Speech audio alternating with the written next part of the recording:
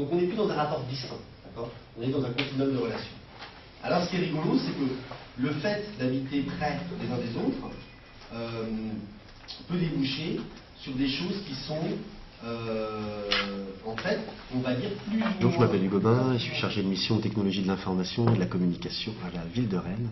Et je travaille également pour la communauté d'agglomération Rennes Métropole. Donc ce matin, en fait, on a traité des dynamiques collaboratives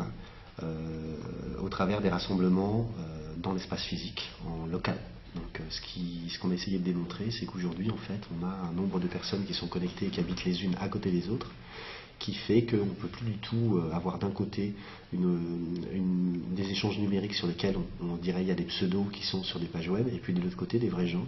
qui discutent et qui parlent. Aujourd'hui, on a essayé de passer en revue, en fait, au travers de l'exemple des flash mobs, donc des réunions éclairs,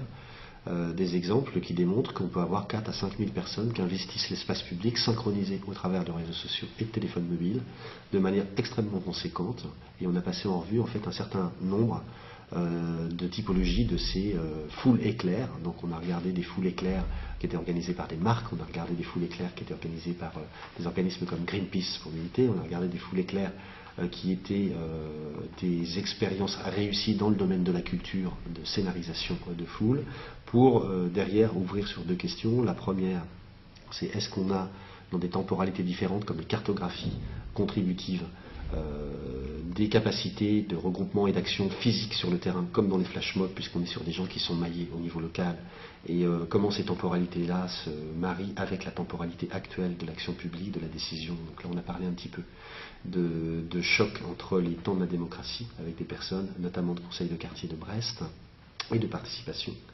Et puis un autre axe qui est en fait une question, est-ce qu'aujourd'hui c'est un leurre ou pas d'imaginer qu'il y ait véritablement une capacité de coélaboration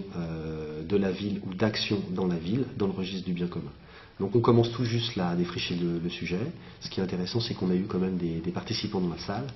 et donc on va poursuivre désormais sur la géolocalisation, le maillage local, les transports 2.0 pour finir un peu sur une synthèse le troisième jour.